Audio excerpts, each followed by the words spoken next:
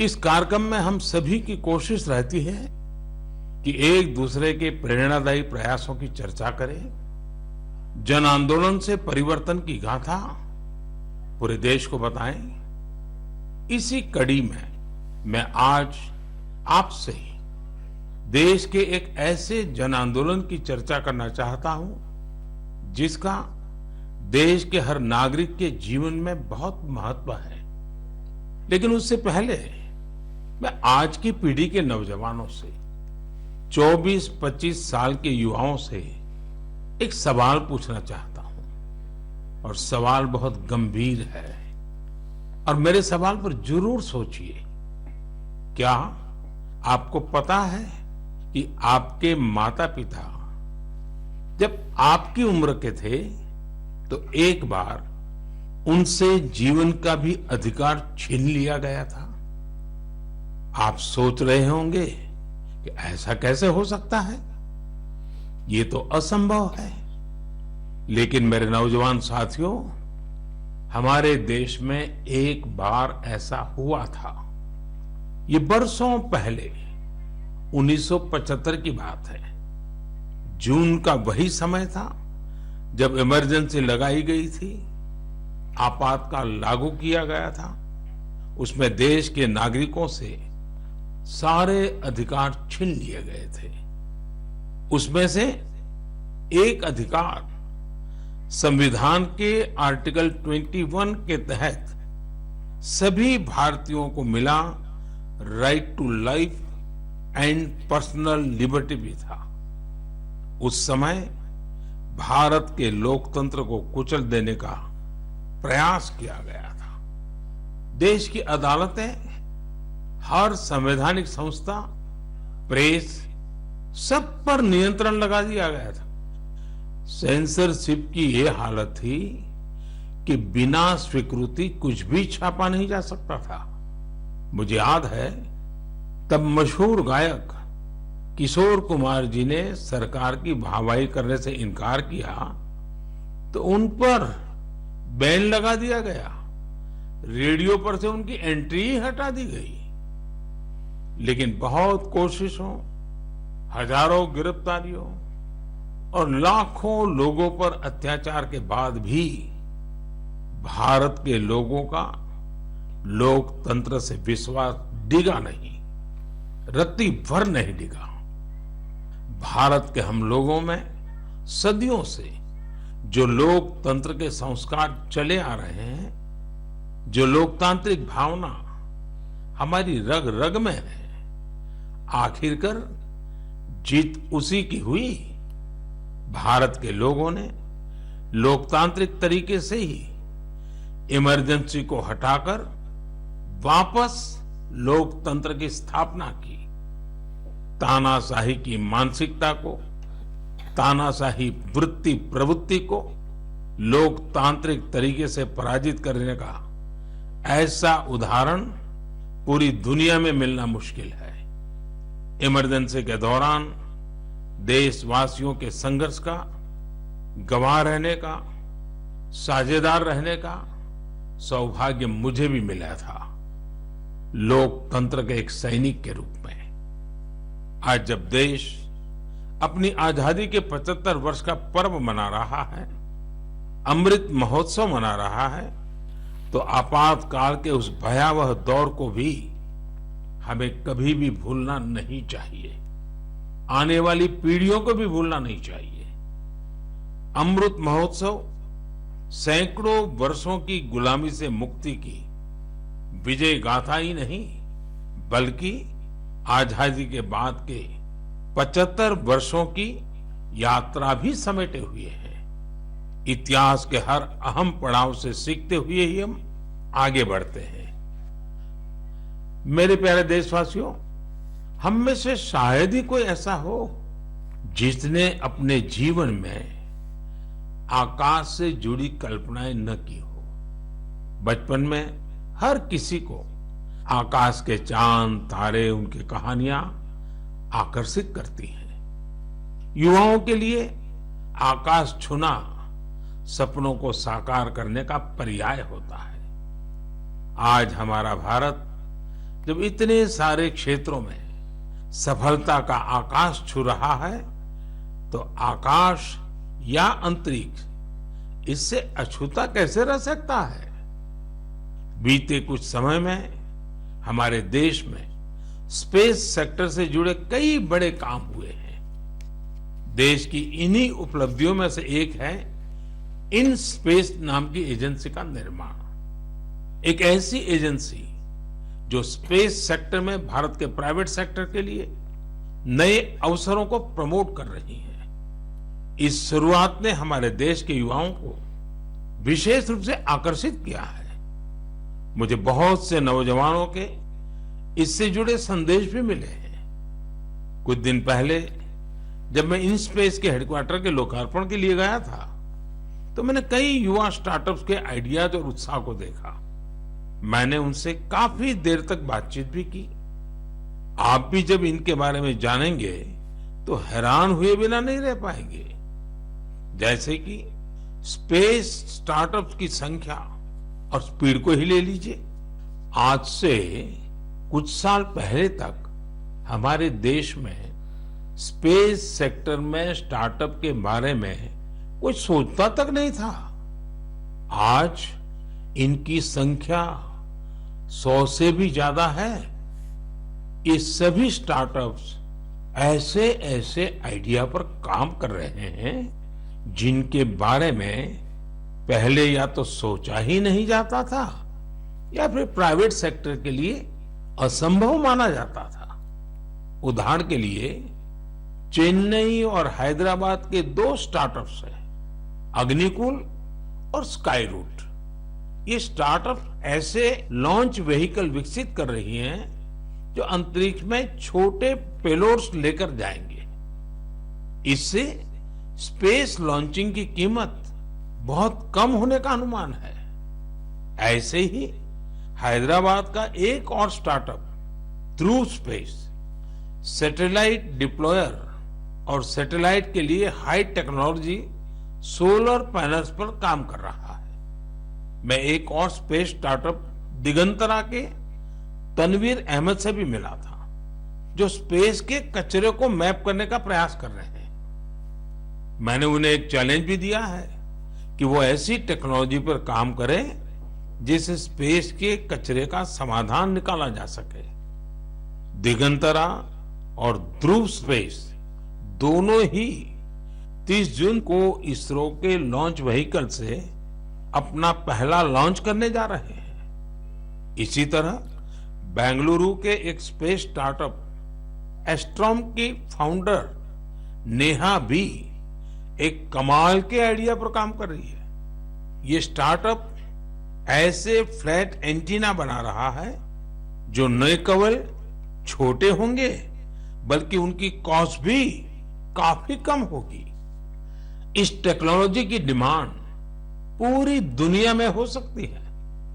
साथियों, in space के कार्यक्रम में मैं महसाना की स्कूल स्टूडेंट बेटी तन्वी पटेल से भी मिला था। वो एक बहुत ही छोटी सैटेलाइट पर काम कर रही है जो अगले कुछ महीनों में स्पेस में लॉन्च होने जा रही है। तन्वी ने मुझे गुजराती में बड़ी सरलता से अपने काम के बारे में बताया था। तन्वी की तरह ही देश के करीब 750 स्कूल स्टूडेंट्स अमृत महोत्सव में ऐसे ही 75 सैटेलाइट पर काम कर रहे हैं। और भी खुशी की बात है कि इनमें से ज्यादातर स्टूडेंट्स देश के छोटे शहरों से हैं। साथियों, ये वही युवा हैं जिनके मन में आज से कुछ साल पहले स्पेस सेक्टर की छवि किसी सीक्रेट मिशन जैसी होती थी, लेकिन देश ने स्पेस रिफॉर्म्स किए और वही युवा अब अपनी सैटेलाइट लॉन्च कर रहे हैं। जब देश का युवा आकाश छूने को तैयार है तो फिर हमारा देश कैसे पीछे रह सकता है। मेरे प्यारे देशवासियों, मन की बात में अब एक ऐसे विषय की बात जिसे सुनकर आपका मन प्रफुल्लित भी होगा और आपको प्रेरणा भी मिलेगी। बीते दिनों हमारे ओलंपिक गोल्ड मेडल विजेता नीरज चोपड़ा फिर से सुर्खियों में छाए रहे। ओलंपिक के बाद भी वो एक के बाद एक सफलता के नए नए कीर्तिमान स्थापित कर रहे हैं। फिनलैंड में नीरज ने पावो नुर्मी गेम्स में सिल्वर जीता। यही नहीं, उन्होंने अपने ही जेवलिन थ्रो के रिकॉर्ड को भी तोड़ दिया। कोर्टोन गेम्स में नीरज ने एक बार फिर गोल्ड जीतकर देश का गौरव बढ़ाया। ये गोल्ड उन्होंने ऐसे हालातों में जीता जब वहां का मौसम भी बहुत खराब था। यही हौसला आज के युवा की पहचान है। स्टार्टअप से लेकर स्पोर्ट्स वर्ल्ड तक भारत के युवा नए नए रिकॉर्ड बना रहे हैं। अभी हाल में ही आयोजित हुए खेलो इंडिया यूथ गेम्स में भी हमारे खिलाड़ियों ने कई रिकॉर्ड बनाए। आपको जानकर अच्छा लगेगा कि इन खेलों में कुल 12 रिकॉर्ड टूटे हैं। इतना ही नहीं, 11 रिकॉर्ड्स महिला खिलाड़ियों के नाम दर्ज हुए हैं। मणिपुर की एम मार्टिना देवी ने वेट लिफ्टिंग में 8 रिकॉर्ड्स बनाए हैं। इसी तरह संजना, सोनाक्षी और भावना ने भी अलग अलग रिकॉर्ड्स बनाए हैं। अपनी मेहनत से इन खिलाड़ियों ने बता दिया है कि आने वाले समय में अंतर्राष्ट्रीय खेलों में भारत की साख कितनी बढ़ने वाली है।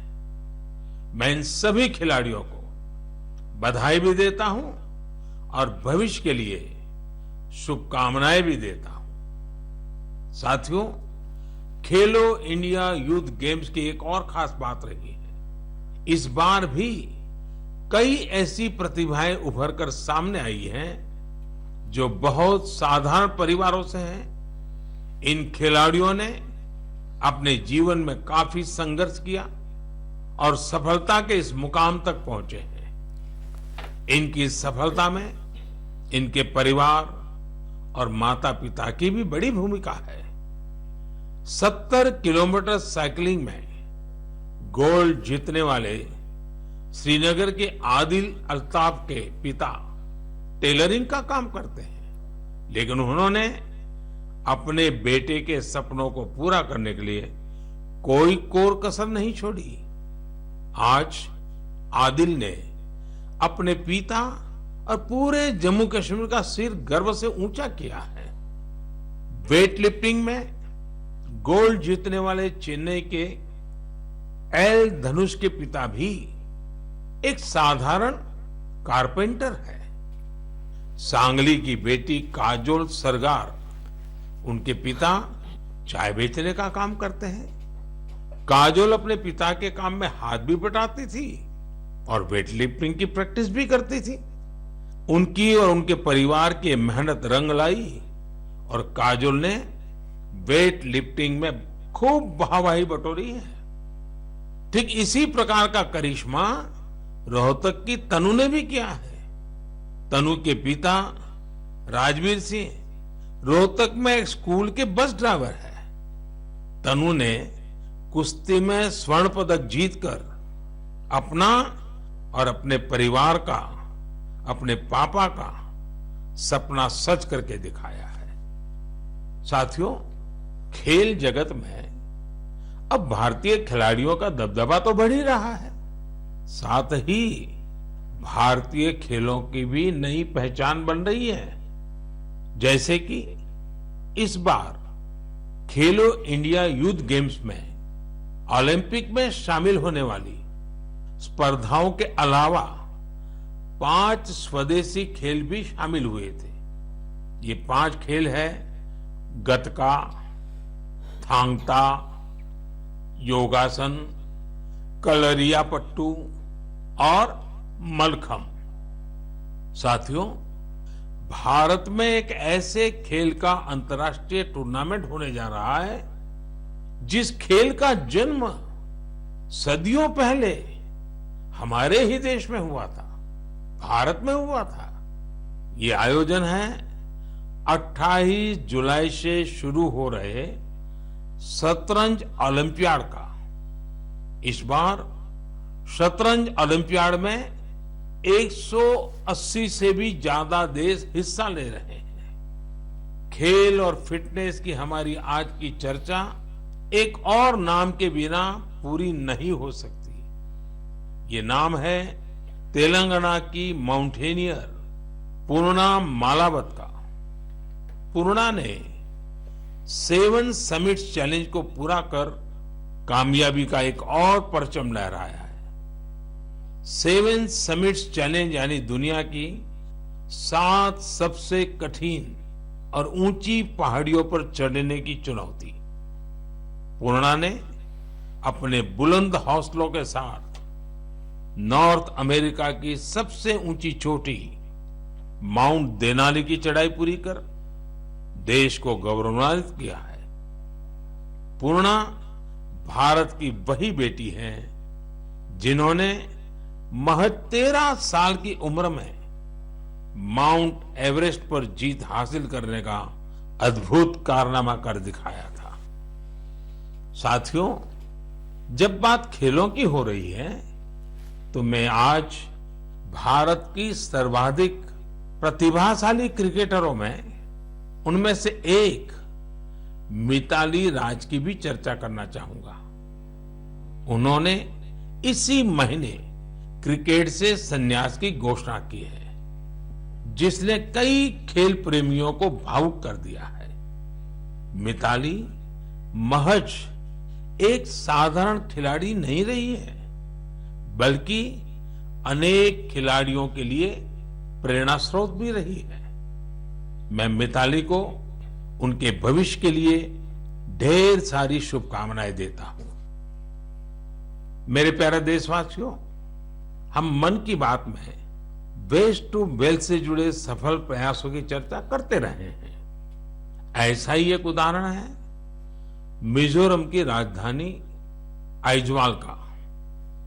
आइजवाल में एक खूबसूरत नदी है चिटे लुई, जो बरसों की उपेक्षा के चलते गंदगी और कचरे के ढेर में बदल गई। पिछले कुछ वर्षों में इस नदी को बचाने के लिए प्रयास शुरू हुए हैं। इसके लिए स्थानीय एजेंसियां, स्वयंसेवी संस्थाएं और स्थानीय लोग मिलकर save Chite Louis action plan भी चला रहे हैं। नदी की सफाई के इस अभियान ने वेस्ट से वेल्थ क्रिएशन का अवसर भी बना दिया है। दरअसल इस नदी में और इसके किनारों पर बहुत बड़ी मात्रा में प्लास्टिक और पॉलीथीन का कचरा भरा हुआ था। नदी को बचाने के लिए काम कर रही संस्था ने इसी पॉलीथीन से सड़क बनाने का फैसला लिया। यानी जो कचरा नदी से निकला उससे मिजोरम के एक गांव में राज्य की पहली प्लास्टिक रोड बनाई गई। यानी स्वच्छता भी और विकास भी। साथियों, ऐसा ही एक प्रयास पुडुचेरी के युवाओं ने भी अपनी स्वयंसेवी संस्थाओं के जरिए शुरू किया है। पुडुचेरी समंदर के किनारे बसा है। वहां के बीचेज और समुद्री खूबसूरती देखने बड़ी संख्या में लोग आते हैं। लेकिन पुडुचेरी के समंदर तट पर भी प्लास्टिक से होने वाली गंदगी बन रही थी। इसलिए अपने समंदर बीचेस और इकोलॉजी को बचाने के लिए यहां लोगों ने रिसाइकलिंग फॉर लाइफ अभियान शुरू किया है। आज पुडुचेरी के कराईकल में हजारों किलो कचरा हर दिन कलेक्ट किया जाता है और उसे सेग्रीगेट किया जाता है। इसमें जो ऑर्गेनिक कचरा होता है उससे खाद बनाई जाती है। बाकी दूसरी चीजों को अलग करके रिसाइकल कर लिया जाता है। इस तरह के प्रयास प्रेरणादायी तो है ही, सिंगल यूज प्लास्टिक के खिलाफ भारत के अभियान को भी गति देते हैं। साथियों, इस समय जब मैं आपसे बात कर रहा हूं, तो हिमाचल प्रदेश में एक अनोखी साइकिलिंग रैली भी चल रही है। मैं इस बारे में भी आपको बताना चाहता हूं। स्वच्छता का संदेश लेकर साइकिल सवारों का एक समूह शिमला से मंडी तक निकला है। पहाड़ी रास्तों पर करीब 250 किलोमीटर की ये दूरी ये लोग साइकिल चलाते हुए ही पूरी करेंगे। इस समूह में बच्चे भी और बुजुर्ग भी हैं। हमारा पर्यावरण स्वच्छ रहे, हमारे पहाड़, नदियां, समंदर स्वच्छ रहे, तो स्वास्थ्य भी उतना ही बेहतर होता जाता है। आप मुझे इस तरह के प्रयासों के बारे में जरूर लिखते रहिए। मेरे प्यारे देशवासियों, हमारे देश में मानसून का लगातार विस्तार हो रहा है। अनेक राज्यों में बारिश बढ़ रही है। ये समय जल और जल संरक्षण की दिशा में विशेष प्रयास करने का भी है। हमारे देश में तो सदियों से ये जिम्मेदारी समाज ही मिलकर उठाता रहा है। आपको याद होगा, मन की बात में हमने एक बार स्टेप वेल्स, इन बावड़ियों की विरासत पर चर्चा की थी। बावड़ी उन बड़े कुओं को कहते हैं जिन तक सीढ़ियों से उतरकर पहुंचते हैं। राजस्थान के उदयपुर में ऐसी ही सैकड़ों साल पुरानी एक बावड़ी है, सुल्तान की बावड़ी। इसे राव सुल्तान सिंह ने बनवाया था, लेकिन उपेक्षा के कारण धीरे धीरे ये जगह वीरान होती गई और कूड़े कचरे के ढेर में तब्दील हो गई है। एक दिन कुछ युवा ऐसे ही घूमते हुए इस बावड़ी तक पहुंचे और इसकी स्थिति देखकर बहुत दुखी हुए। इन युवाओं ने उसी क्षण सुल्तान की बावड़ी की तस्वीर और तकदीर बदलने का संकल्प लिया। उन्होंने अपने इस मिशन को नाम दिया सुल्तान से सूरतान। आप सोच रहे होंगे कि सूरतान क्या है। दरअसल अपने प्रयासों से इन युवाओं ने ना सिर्फ बावड़ी का कायाकल्प किया, बल्कि इसे संगीत के सुर और तान से भी जोड़ दिया है। सुल्तान की बावड़ी की सफाई के बाद, उसे सजाने के बाद वहां सुर और संगीत का कार्यक्रम होता है। इस बदलाव की इतनी चर्चा है कि विदेश से भी कई लोग इसे देखने आने लगे हैं। इस सफल प्रयास की सबसे खास बात यह है कि अभियान शुरू करने वाले युवा चार्टर्ड अकाउंटेंट्स हैं। संयोग से अब से कुछ दिन बाद 1 जुलाई को चार्टर्ड अकाउंटेंट डे है। मैं देश के सभी सीएस को अग्रिम बधाई देता हूं। हम अपने जल स्रोतों को संगीत और अन्य सामाजिक कार्यक्रमों से जोड़कर उनके प्रति इसी तरह जागरूकता का भाव पैदा कर सकते हैं। जल संरक्षण तो वास्तव में जीवन संरक्षण है। आपने देखा होगा आजकल कितने ही नदी महोत्सव होने लगे हैं। आपके शहरों में भी इस तरह के जो भी जल स्रोत है, वहां कुछ न कुछ आयोजन अवश्य करें। मेरे प्यारे देशवासियों, हमारे उपनिषदों का एक जीवन मंत्र है, चरैवेति चरैवेति चरैवेति। आपने भी इस मंत्र को जरूर सुना होगा। इसका अर्थ है चलते रहो, चलते रहो। ये मंत्र हमारे देश में इतना लोकप्रिय इसलिए है क्योंकि सतत चलते रहना, गतिशील बने रहना, ये हमारे स्वभाव का हिस्सा है।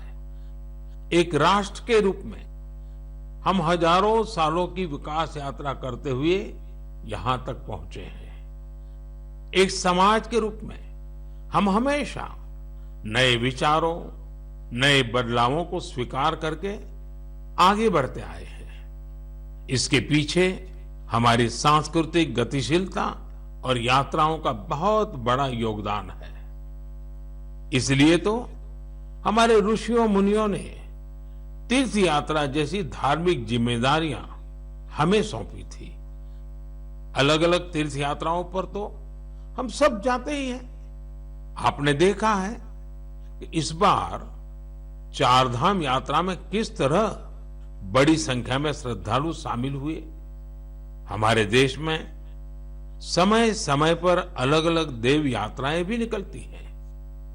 देव यात्राएं यानी जिसमें केवल श्रद्धालु ही नहीं बल्कि हमारे भगवान भी यात्रा पर निकलते हैं।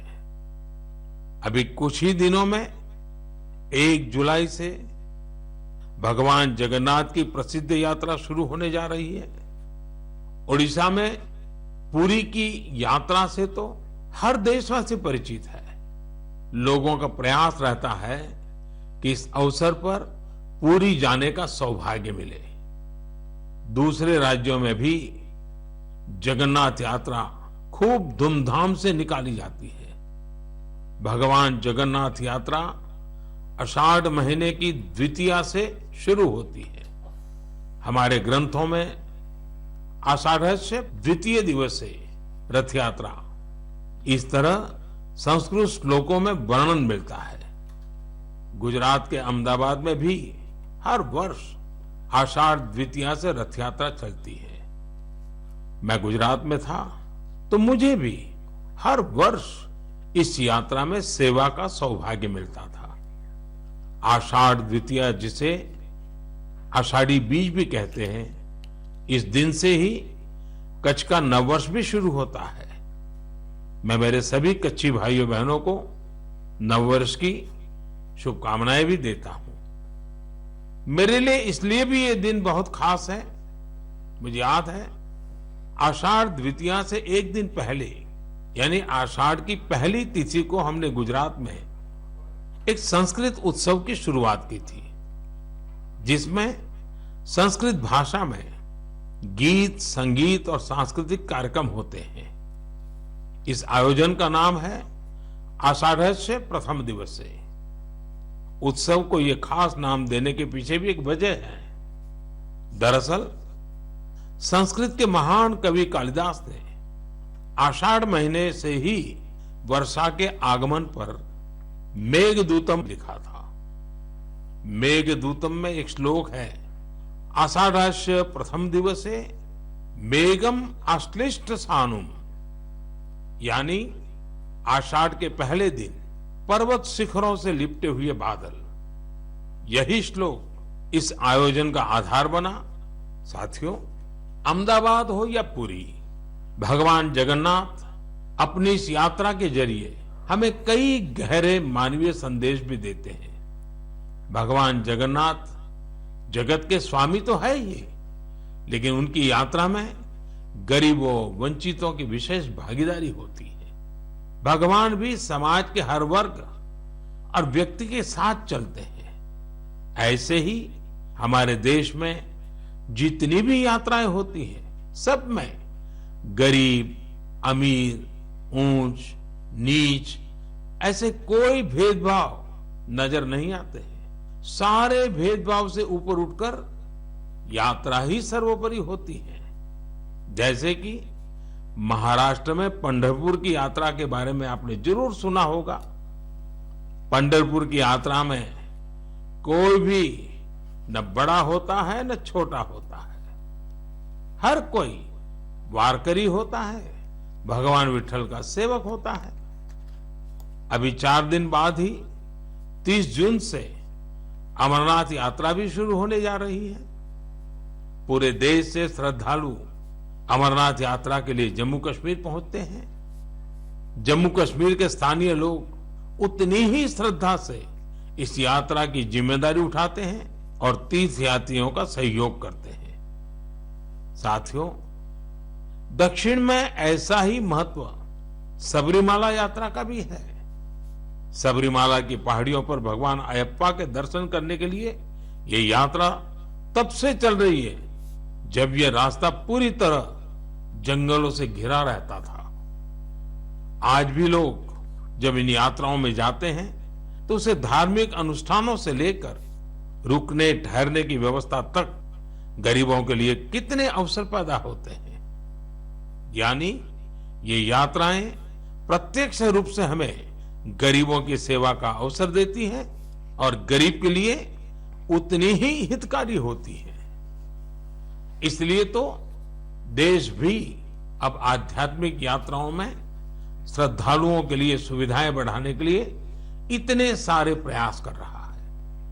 आप भी ऐसी किसी यात्रा पर जाएंगे तो आपको अध्यात्म के साथ साथ एक भारत श्रेष्ठ भारत के भी दर्शन होंगे।